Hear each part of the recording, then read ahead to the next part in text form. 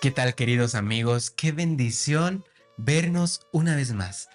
Vean, ya casi finalizamos nuestra lección. Hoy estamos en la penúltima parte y hoy vamos a hablar del título Adoración sin fin. ¿Saben? Nosotros como humanos y como seres creados por Dios, en nuestra naturaleza está el responder en gratitud a las bendiciones de Dios. Eso está en nuestro ser, pero muchas veces lo hemos ocultado o hemos dejado que otras cosas se interpongan en nuestra gratitud. Pero podemos desarrollar y podemos animarnos y motivarnos a desarrollar una mejor adoración a Dios, una adoración sincera.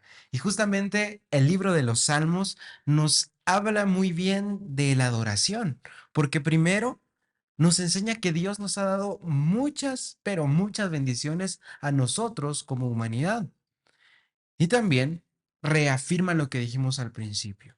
Los seres humanos estamos dotados de una predisposición innata a responder a las maravillas de Dios con nuestra adoración. ¿Se recuerdan que hace algunas lecciones decíamos que Dios no debe ser adorado solo por lo que nos da? ¿No debe ser adorado solo porque gracias a Él tenemos muchas cosas? Eso sin duda alguna es muestra de la gran misericordia de Dios. Pero el objetivo principal del por qué adoramos a Dios es porque Él es digno de adoración, porque es el Rey de todo el universo. Vamos a adentrarnos más a fondo en esta lección, pero antes vamos a orar. Querido Dios, Padre nuestro que estás en el cielo, santo y glorificado sea tu nombre. Gracias, Señor, por tus maravillas, por tu amor, por tus cuidados con cada uno de nosotros. Nuevamente estamos acá para estudiar la lección, para meditar en tu palabra y entender cómo el libro de los Salmos tiene lecciones tan maravillosas para nosotros. Dirige este estudio, Señor, úngenos con el Espíritu Santo y que lo que acá aprendamos lo podamos aplicar en nuestra vida y por supuesto predicando el Evangelio. Te lo pido en el nombre de Cristo Jesús. Amén. Muy bien, empezamos con nuestro versículo, el Salmo 104, versículo 33. Y dice lo siguiente, al Señor cantaré en toda mi vida, a mi Dios salmearé mientras viva. La palabra salmearé nos habla del salterio, perdón, de donde un libro compuesto por 5 partes, que es el libro de los Salmos, se convierten en cánticos, se convierte en un himnario eclesiástico para adorar a Dios. Y cuando hablamos de esta adoración, nos damos cuenta que los 5 libros se dividen con una doxología al final de cada libro.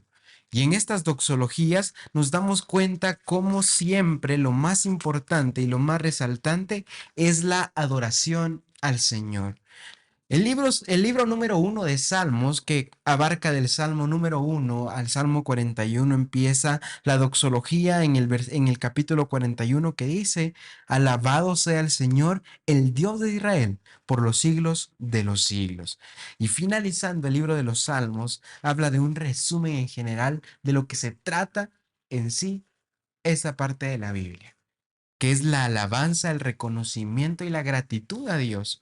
Y dice allá en el Salmo 150, finalizándolo, dice, alábenlo con címbalos resonantes, alábenlo con címbalos de júbilo. Todo lo que respire, alabe al Señor, alaben al Señor. Si nos damos cuenta, la adoración es uno de los puntos más resaltantes del libro de los Salmos. A través de la historia, a través de la profecía, a través de los dolores, a través del arrepentimiento, siempre sale a resaltar la alabanza y adoración a Dios. Nosotros, a medida que vamos aumentando nuestra vida en reconocimiento de la gracia de Dios, en reconocimiento de permitir que Dios dirija nuestra vida, también vamos llenando esa capacidad de gratitud. Es decir, que mientras más yo me aferro a Dios, entre más yo le pido a Él y confío en sus promesas, me doy cuenta cuán grandes son sus bendiciones para con cada uno de nosotros. Vean, la lección nos habla principalmente con el título Levanta las manos en el santuario. Y para ello vamos a ubicarnos en el Salmo 134, un salmo corto, pero que nos deja una lección maravillosa donde vamos a aprender de lo que es la alabanza a Dios. Primero dice el versículo 1, alabad al Señor, vosotros todos los siervos del Señor que estáis por la noche en la casa del Señor. Alzad vuestras manos al santuario, alabad al Señor. Desde Sión el Señor te bendiga, el que hizo el cielo y la tierra. Nos damos cuenta acá en Salmo 134, un salmo corto, solo cuenta con 3 versículos, pero habla de la bendición que recibían los levitas de alabar a Dios. Los levitas eran los encargados de cuidar las puertas del templo, aquellos que velaban en las noches para que de cierta manera cuidaran los alrededores y parte dentro del templo. Y por eso este versículo resalta que aquellos encargados de estar en el santuario, encargados de estar en el templo, tenían que hacerlo de corazón y adorando siempre a Dios. Y por eso resalta acá, alzad vuestras manos al santuario, alabad al Señor. Entonces, vemos que aquí se nos hace referencia a nosotros como miembros de iglesia, como servidores de Cristo. Como representantes del reino de los cielos, debemos adorar a Dios de corazón y haciéndolo siempre en una comunión especial con Él. Y saben, es por eso que el punto de la congregación es importante en nuestra vida. La iglesia fue fundada con la característica de ser misionera, con la característica de llevar el mensaje del Evangelio eterno al mundo. Es por eso que la iglesia cumple una función muy, muy especial para con cada uno de sus miembros. Pero no fuera posible la misión si nosotros no nos involucramos. Es por eso que parte de la misión de la iglesia es adorar a Dios para luego llevarlo a los demás. Es por eso, queridos amigos, que el estar reunidos en la iglesia, el estar congregados, es muy importante para nuestra vida. ¿Saben? Porque allá en los Efesios, Pablo les dice, es importante que todos se unan en un mismo cuerpo. Y la iglesia es el cuerpo de Cristo y la cabeza es Cristo. Entonces, como miembros de un cuerpo de Cristo, todos tenemos que estar en un buen funcionamiento para que ninguna otra parte del cuerpo se sienta resentida. Es por eso que la importancia de adorar en conjunto trae muchas bendiciones para su pueblo, muchas bendiciones para la iglesia. Los sacerdotes alzaban sus manos para bendecir al pueblo. Eran los representantes, de cierta manera, directos de Dios en aquel entonces. Entonces ellos levantaban las manos y bendecían al pueblo, tal y como Dios le dice a Moisés que le diga a Aarón de cómo iba a bendecir a su pueblo. Entonces, acá nosotros nos vamos a dar nos vamos a dar cuenta de cómo Dios siempre ha estado presente para y dispuesto para darnos sus bendiciones. Veamos allá en Números, en el capítulo 6, versículos 24 al 26, que dice lo siguiente.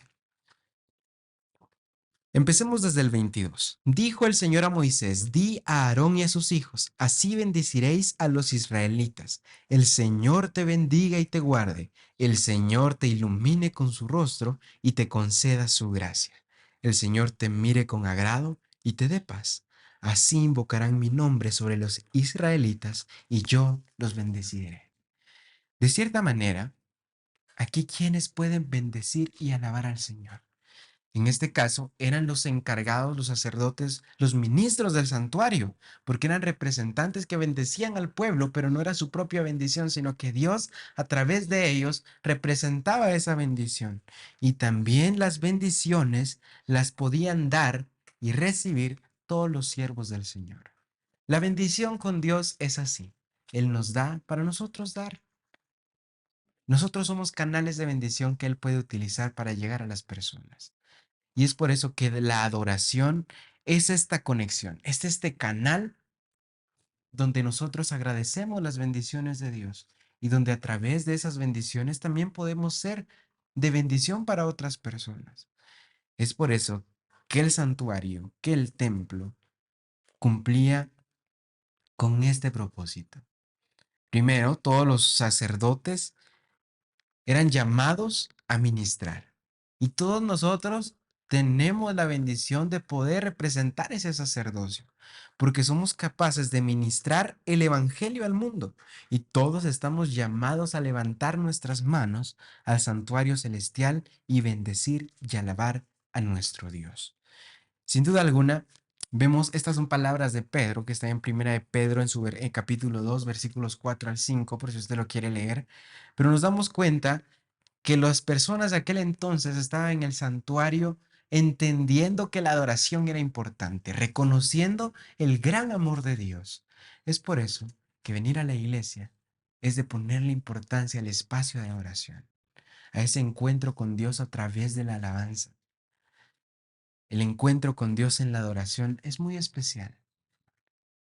No nos tenemos que dejar llevar por emociones del momento, sino estar convencidos en su totalidad de que adorando estamos comunicándonos con Dios y que toda parte de un programa de culto es importante. Y muestra de ello son los salmos, porque era un himnario eclesiástico, eran cánticos tan artísticos, tan ornamentados, pero tan bendecidos y llenos de la gracia de Dios y la inspiración de Dios para alabarle de todo corazón.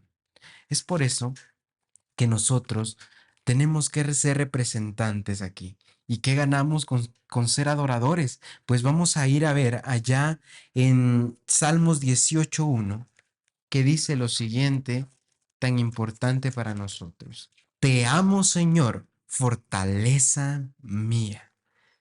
Ahora vamos a ir al 36.1, que nos dice algo también sobre las características de los adoradores. La iniquidad del impío me dice que él no teme a Dios. Es decir, que el impío no tenía temor de Dios, pero los adoradores de verdad sí lo tenían y por ende entendían la adoración que tenían que tener con Dios. Es por eso que nosotros, queridos amigos, tenemos que ir con acción de gracias al Señor Jesús, con acción de gracias en adoración, reconociendo todo lo que Él ha hecho por nosotros. Y recordemos que nosotros devolvemos de lo que Él nos da. Agradecemos por algo que ya nos ha dado. Y la adoración es para eso. Aprender que las bendiciones de Dios son tan grandes que nunca faltan en nuestro día a día. Ahora vamos a hablar de la adoración con un cántico nuevo. Y esto, para ello, vamos a tener Salmo 149, donde vamos a dividirlo en ciertas partes. La canción nueva, como dice allá en el versículo 1 del mismo Salmo, cantad a Jehová cántico nuevo, su alabanza sea en la congregación de los santos. Un canto nuevo bien pudo haber sido una nueva escritura, bien pudo haber sido una nueva composición, algo muy bonito, que representaba una nueva experiencia, que representaba un nuevo canto en donde se escribía lo que había vivido el salmista, o en este caso los compositores. Pero un cántico nuevo en nuestro día no es solo una nueva canción, no es solo un nuevo himno, sino que es cantar y sentir de una nueva manera un canto. Justamente antes de entrar a la lección, yo compartía y dialogaba con alguien donde hablábamos que la adoración a Dios es tan especial y cuando reconocemos la importancia de los himnos es tan maravillosa. Muchas veces estamos en la iglesia y cantamos por costumbre, por el ritmo, porque los demás lo hacen, pero no vivimos la experiencia de adorar en espíritu y en verdad. Reconocer que ese cántico que yo estoy ofreciendo al Señor en representación de mi gratitud, lo estoy sintiendo de verdad. Eso es un cántico nuevo. Realmente tener una nueva experiencia de vida que ahora me haga sentir ese himno como nuevo. Que ahora sí pueda entender lo que se plasma en una canción. Eso es un cántico nuevo. vivir de una manera de gratitud las canciones para Dios, los himnos. Nosotros en el himnario tenemos más de 500 himnos,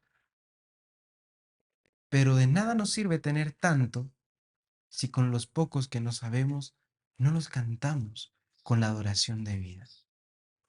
Es por eso que el Salmo 149 lo podemos dividir en cuatro partes. La primera parte de los versículos 1 al 3 podemos resumirla que adorar con un cántico nuevo refleja el gozo de conocer al Hacedor y al Rey, características de Dios, al gran creacionista de nuestra vida y el Rey supremo del universo. También adorar con cántico nuevo es entender esta nueva experiencia sabiendo que Dios nos salva, sabiendo que Dios está dispuesto a perdonarnos cuando venimos con arrepentimiento sincero. En Salmo 149:5, si quieren vamos a buscarlo ahí para que ustedes lo tengan en pantalla. Regocíjense los santos en ese honor y canten aún desde sus camas. Aquí cuando hace la expresión desde sus camas, es decir, desde su dolor, desde su lecho de enfermedad, donde quiera que estemos, en cualquier circunstancia, cuando entendemos que Dios nos sostiene, cuando entendemos que toda circunstancia que vivimos en la vida puede transformarnos y puede hacer crecer nuestra fe, si nosotros aprendemos a reconocer esto, lo que vamos a hacer es recordar que Dios está presente aún en la enfermedad, aún en los problemas, aún en las dolencias. Algo aquí resaltante es em, Salmo 18 que leíamos con anterioridad, pero también lo vamos a ver allá en segunda de Samuel 22. Nos habla del sufrimiento de David y la gratitud que tenía de cómo Dios lo libró de la mano de Saúl. Yo le invito a usted para que pueda leerlo completo. Y si se da cuenta, el mismo Salmo 18 es el mencionado en segunda de Samuel capítulo 22. Y entonces David entiende en gratitud que Dios lo ha acompañado aún en los momentos más difíciles. Y con la paciencia que David demuestra, Dios lo libra de las manos del enemigo. Eso mismo puede hacer Dios por nosotros hoy en día. Solo basta que nosotros dependamos de Él y adorémosle de verdad, entendiendo las características de nuestro Dios. Ahora, si hablamos de Salmo 149, nuevamente ahora de los versículos 6 al 9, se va a reflejar que Dios juzgará al fin todas las injusticias. Hay cosas que probablemente nosotros en donde nos sintamos impotentes por no poder hacer nada ante las injusticias, pero debemos tener la seguridad que un día todo eso acabará, confiando en nuestro Dios, entendiendo que Él es el juez majestuoso que va a acabar con la maldad de este mundo y que va a exaltar al humilde y a sus hijos quienes confiaron en Él. Por eso mi invitación a través de la adoración es que encontremos ese cántico nuevo, entendiendo que Dios nos da la oportunidad de expresarle cada nueva experiencia que vivimos, pero entendiendo que Él siempre nos acompaña cuando sentimos el gozo de su presencia, también entendemos que nos consuela cada vez que perdona nuestros pecados. Pero ahora la lección nos da una pregunta en el título siguiente. Señor, ¿quién habitará en tu santuario? Y si vamos a ver más a fondo esta pregunta, vamos a encontrar la respuesta ahí en Salmos en el capítulo 15, que dice lo siguiente. Son 5 versículos que vamos a leer. Señor, ¿quién habitará en tu santuario? ¿Quién residirá en tu santo monte? Y la respuesta empieza del versículo 2 al versículo 5. Dice, el que anda en integridad y practica la justicia y habla verdad en su corazón. El que no habla mal de nadie, ni hace mal a su prójimo, ni infiere reproche alguno contra su prójimo. El que ve menospreciable al vil, pero honra al que venera al Señor. El que cumple su promesa, aun en su perjuicio. El que no presta su dinero con usura, ni contra el inocente acepta cohecho. El que hace estas cosas no caerá jamás. Vemos en 5 partes de este salmo cómo se nos refleja cómo es la adoración del justo. ¿Quiénes entrarán en ese santuario del Señor? ¿Qué adoración es aceptada? En resumen, el que guarda los mandamientos y vive en santidad. Los que guardamos los mandamientos nos vamos a ver reflejados en este Salmo número 15, porque son las personas que son dignos de adorar en la presencia de Dios. Recordemos qué significaba Sión, el santuario de Dios, la presencia de Dios. Entonces, ¿quiénes habitarán en el santuario de Él? Las personas íntegras de corazón. En hebreo, la palabra tamim define lo que es ser perfecto e íntegro. Y también reflejaba cómo debía ser un animal de sacrificio en el Antiguo Testamento. Los animales tenían que ser, de cierta manera, como la palabra también, que no hubiera desperfecto en ellos. Los animales ofrecidos en sacrificio debían ser sin defecto alguno, porque representaba el sacrificio que iba a hacer en nombre de nosotros, en nombre de esas personas. ¿Y quién fue el Cordero que ahora nos representa a nosotros, sin defecto alguno, sin mancha alguna?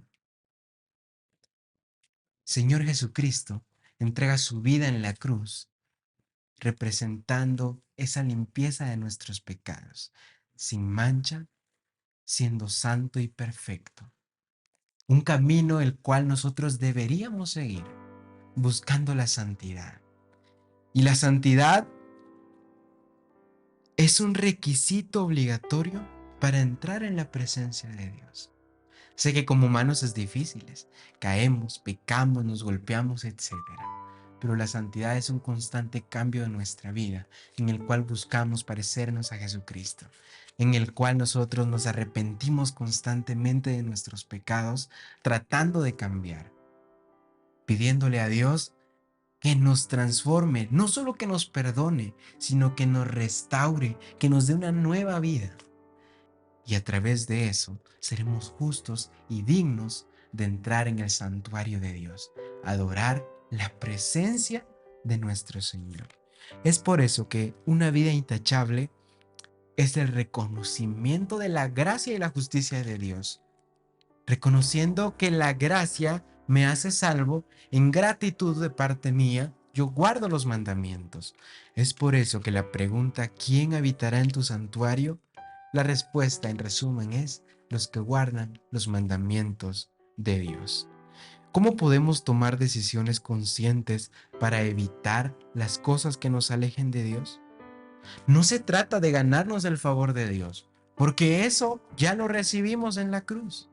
Se trata de evitar las cosas que nos separan de Dios. Esa es una vida de santidad, tratando de evitar todo aquello que me separe de la presencia del Señor. Y es por eso que la adoración del justo se ve reflejada en una vida íntegra y de santidad.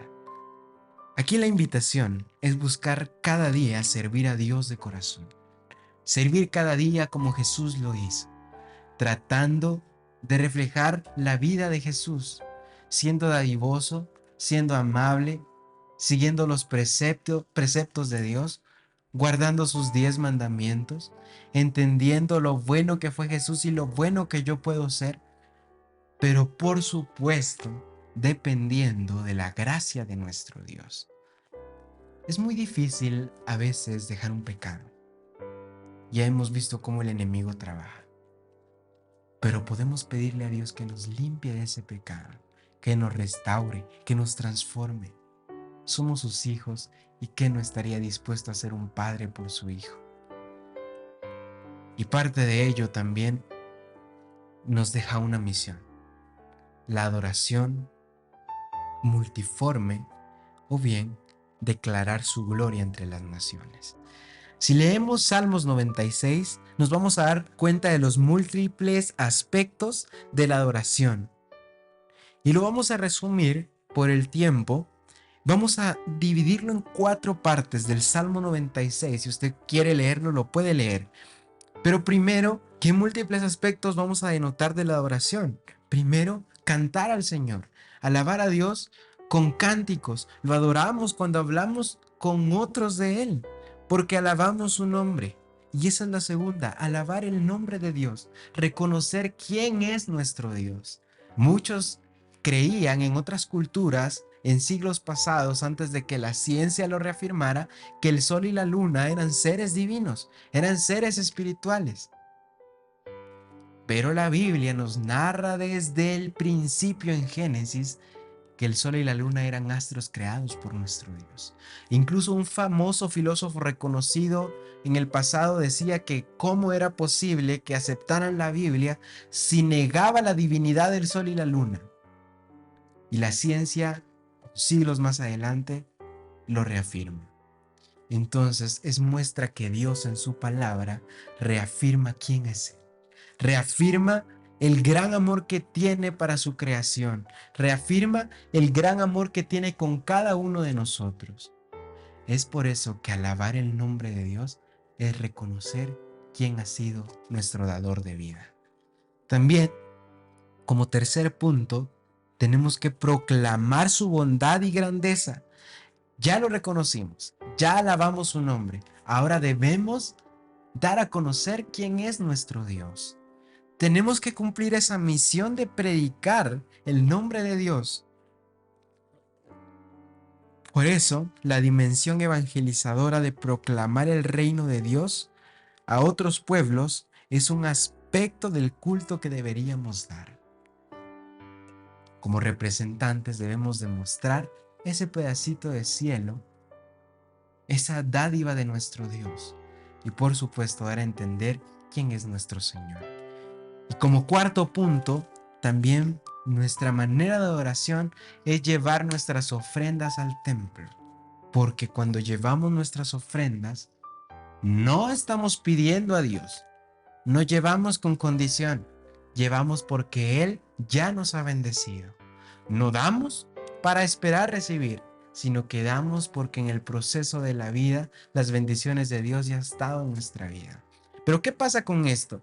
Ya vemos aspectos de la oración de Dios, pero ¿qué pasaría si yo solo cumplo una? Sería una adoración ineficiente si yo no predico y hago todo lo demás, si yo no llevo el evangelio a los demás y hago lo que hemos narrado aquí, pero me falta una, no estoy cumpliendo como debería adorar. La adoración es específica, la adoración tiene distintas maneras, pero el objetivo es uno. Pero ¿qué pasa? Y vamos a ver acá más adelante que la lección nos dice cuando Dios no se deleita en los sacrificios. ¿Y qué historia más comparativa que la de Caín y Abel? Las ofrendas que traían. Las ofrendas que traían estos hermanos eran distintas. Y Dios no esperaba que fuera una gran ofrenda. Solo Dios esperaba que dieran lo mejor de sí mismos. Y eso mismo espera para su vida, para mi vida y para la vida de la iglesia. Que demos lo mejor de nosotros mismos. No es necesario dar en cantidad. No es necesario que yo me dedique a predicar y deje todo lo demás de mi vida por un lado. No es necesario. Pero todo lo que hagamos que sea hecho de la mejor manera. Todo lo que demos sea dado de corazón. Y los salmos reconocen esto porque si nosotros leemos el Salmo 40, nos vamos a dar cuenta de algo maravilloso. Nos vamos a dar cuenta de cómo las personas empezaron a dar ofrendas, empezaron a hacer ciertas costumbres. Por eso, por el hecho de ser costumbre, pero no entendían el significado de esta adoración. Y por ejemplo, vean Salmo 40, Salmo de David, ahí en el versículo 6 dice, sacrificio y presente no quisiste, has abierto mis oídos, holocausto y expiación nos has demandado. Entonces dije, aquí vengo en el rollo del libro, está escrito de mí. Dios mío, me deleito en hacer tu voluntad y tu ley está en medio de mi corazón. Acá vemos nosotros cómo David entiende que Dios no quería sacrificio, Dios no quería ofrendas, sino venían del corazón. Dios lo que quiere es eso, su corazón, mi corazón. Ser adoradores en espíritu y en verdad. Vean, Juan 4:23 nos reafirma esto. Sin embargo, la hora viene y ha llegado ya en que los verdaderos adoradores adorarán al Padre en espíritu y en verdad. Estos adoradores son los que el Padre busca. Dios es espíritu y los que adoran deben adorarlo en espíritu y en verdad. Ya nos hemos dado cuenta cómo los sacrificios en el templo de aquel entonces eran parte fundamental de la alabanza. Pero en el transcurso del tiempo podemos convertir todo en una rutina y podemos dejar de hacerlo por amor. También allá en Mateo 15:8 Jesús decía: este pueblo me honra con los labios, pero su corazón está lejos de mí. Por eso esta lección, queridos amigos, busca que nuestra adoración tenga un nuevo nacimiento, un cántico nuevo, que nuestra oración empiece a denotar realmente que adoramos en espíritu y en verdad, que lo hacemos por gratitud, por amor, por todo lo que Dios ha hecho por nosotros. Es por eso que todos aquellos que nos congregamos para adorar a Dios debemos desechar todo lo malo en nuestra vida. Nosotros tenemos que adorarlo en espíritu y en verdad, por su santidad, por lo que ha hecho, y si no lo hacemos de corazón, de nada nos vale que nos congreguemos. La congregación es para ello, para adorar a Dios porque es digno de alabanza, digno de gloria y digno de la honra, para adorarle en espíritu y en verdad. Y para entender que en una iglesia pueden haber muchísimas personas con diferentes mundos en la cabeza, con diferentes problemas cada uno. Pero cuando se unifican, la adoración se vuelve única. Y dejan todos esos problemas de un lado, reconociendo que Dios un día obrará en la vida de cada uno. La oración es más importante de lo que nosotros muchas veces podemos imaginarnos. Le invito a que cada día su oración vaya creciendo, su oración se vaya entregando de una manera más sincera. Dios ya nos dio. Es momento de responderle en gratitud. Es una lección maravillosa y espero que quede en el corazón de cada uno y por supuesto podamos ponerlo en práctica. Vamos a orar para despedirnos. Querido Dios, buen Padre Celestial, gracias Señor por todo lo que nos das, por todo tu amor, por tus cuidados y porque nos has enseñado tus grandes maravillas a través de tus bendiciones. Desde la creación nos has acompañado. En momentos de dificultad, ahí has estado.